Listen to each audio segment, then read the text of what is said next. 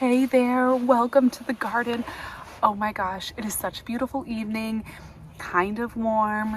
I can hear the sounds of spring. I just noticed the very first buds on some of my roses, and it's starting to get light later out in the evening, and it is just like a breath of life and life force in the garden. So I'm gonna go ahead and do a little planting today. When I was at one of my local big box stores, I ended up just picking up some of these just packs of onions and some more of the garlic, and I thought, you know what, I'm just gonna start some of these today. Go ahead and get them in the ground. I'm in a zone 7B, and so our last frost is like the beginning of April, first week or so. So we technically could still have a frost, in the next few nights. I think the low tonight is 28, but we really don't have any more, hopefully, super cold weather coming. Like, we're really past the big brunt of it. Actually, next week is supposed to be looking really, really beautiful as far as weather goes, like lots of 60 degrees Fahrenheit. And so I think it's a good time to start these onions. They do say, let's see, when do they tell you technically to plant these? Yeah, it says plant as soon as early spring, as soon as the soil is workable. So we're well within that range. So I'm going to plant all of these out. I have just a red onion. So this is red barren. It wants full sun. I'm going to be able to harvest this in the summer. Actually, there's not a ton of information on here, like as far as how many days to maturity or anything even. It's pretty minimal, but we're just gonna get it in the ground and then we'll harvest it in summer. And actually, even a couple of these yellow onions, this is a snowball onion, are starting to sprout. So I do actually really need to get these in the ground. And then garlic, this is a softneck garlic, California softneck. I don't really know, again, much about these varieties because they really don't say a whole lot on here. These you're supposed to plant, early spring. So we should be just fine as soon as the soil is workable. We're well within that range, and I feel really good about getting these started. I'm gonna plant most of these up in my front, like kitchen garden area. So I'll take them up toward the front and we'll go ahead and get them started. I did also bring out some of my seeds because I was thinking of maybe sowing some Swiss chard. I really like Swiss chard because it's a green that can handle cold weather, and it can also handle a lot of heat. So there's not, I'm in Virginia. It is pretty warm here. We get hot summers. It's pretty warm, and we really don't have a good weather for a spring crop of greens. Usually the greens just tend to bolt. I did plant a few lettuce greens up in the herb bed. I just did like a row of, hopefully we'll get baby greens, but I'm not honestly like holding out much hope that they're gonna last super long because it's just the way of it here. So I'm gonna go ahead and plant a few, and I'm not even really sure what areas. I think I'm just gonna stick some of these in different patches around different edges of the garden bed, and kind of have like these little like spots of Swiss chard, because Swiss chard is also super decorative. It's really pretty, and depending on what color you get, what variety, you can have all these different like color stalks. It's really pretty. So it's just like a nice decorative crop as well as a food crop. And I mostly like to eat it when the leaves are small. The big leaves, I haven't really gotten into cooking with them too much, but it's definitely something that you can do as well. I think the other one I'm going to start today are also some bachelor buttons potentially, but I may save that for another day and come out and start a few other things this week. Since we're going to have some nice weather this week, I'm going to kind of come out and do a lot, but we're going to focus on the onion sets, the garlic, and then the Swiss chard. So let me share with you the different Swiss chard varieties. We've got one of the, I think the best, at least in my climate, one of the best producing Swiss chards, and that is Ford Hook Giant. As far as like health, vigor, size leaves, just all of that, Fort Hook Giant is really good, and I've grown this in kind of more of a part shade area as well, and it's just been a really, really good Swiss chard.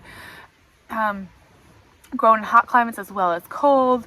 Production will increase with every harvest, so you can definitely like just do that cut and come again method where you harvest around the outside of any of your Swiss chard plants and just continuously harvest these like for a whole year. I also have rhubarb Swiss chard, which is another staple in my garden. I actually grew this in the front of the raised bed, like container raised beds in my last garden, and they did really, really well. They came up beautifully and were really gorgeous in a container and handled being in a very compact, like tight growing situation. They did well. So these are really pretty. The white is less decorative, but very good production. Then we've got the red. And then I also have a canary yellow, a flamingo pink, Oreo orange, and then ruby red, which is another red one. I have to say, I think when I grew these in the past, the Oreo orange was very vigorous and did really well as far as really big, vigorous plants. The pink and the yellow, I had a little bit less luck. I can't remember the red one, but the pink and the yellow, I had a little bit less luck of them just being quite as robust plants. Might have been just the growing situation, but just with the varieties, that was my luck. But I'm going to try all of them. I'm just going to plant them all over. And I think what I'm going to do is, the last time I seeded out here when I did my herb bed, I didn't do labels. And I was like, why didn't I label where everything is? I sort of remember, but it's just so crazy how quickly you forget. So I am going to go ahead and write out some labels. Okay, Fort Hook Giant. Like, let's just write these out. I may as well stick, we'll do a couple, like 2 clumps, and I probably will do, 5 or 6 seeds in each clump. Rhubarb. It's so hard to talk and write at the same time for me.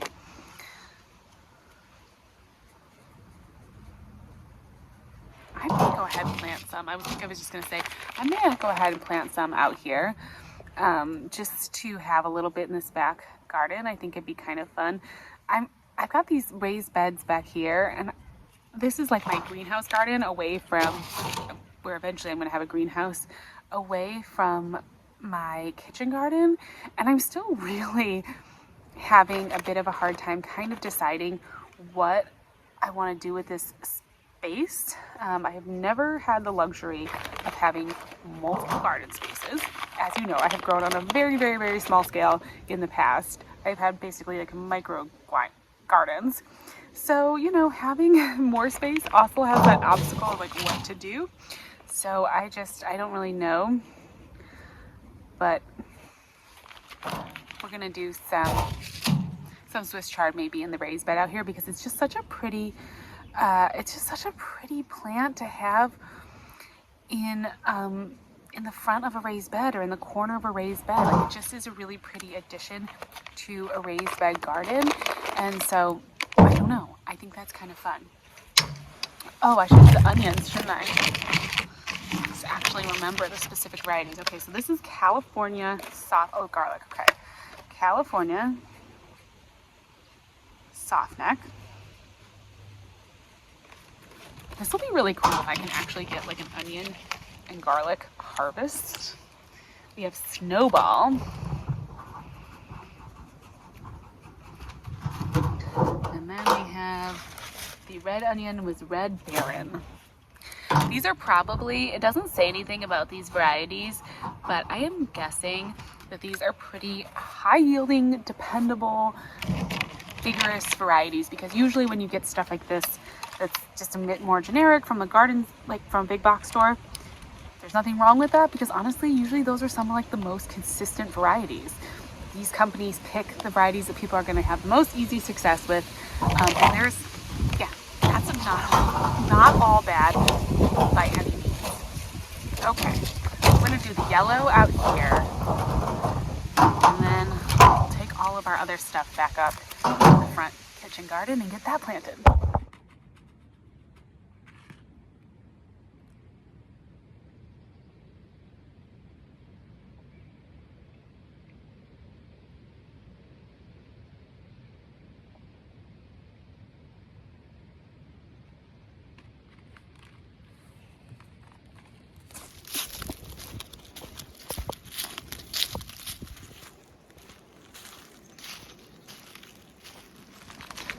so nice out.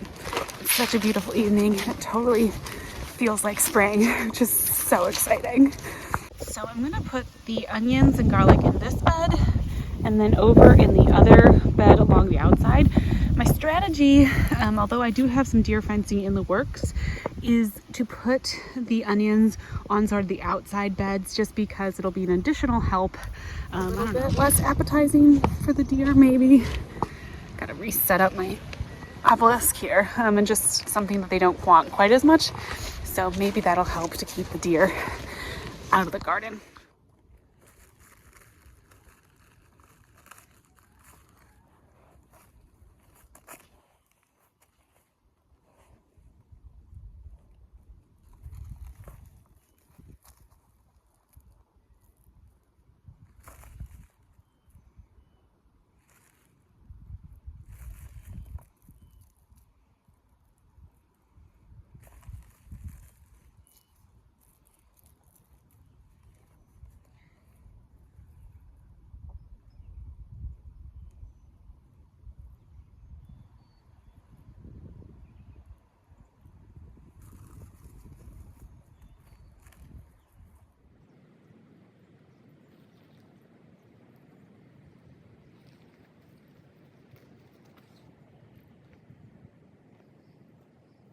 Wow, that's all planted. I'm gonna water it in the morning. It's getting cold out now, so I think, and windy.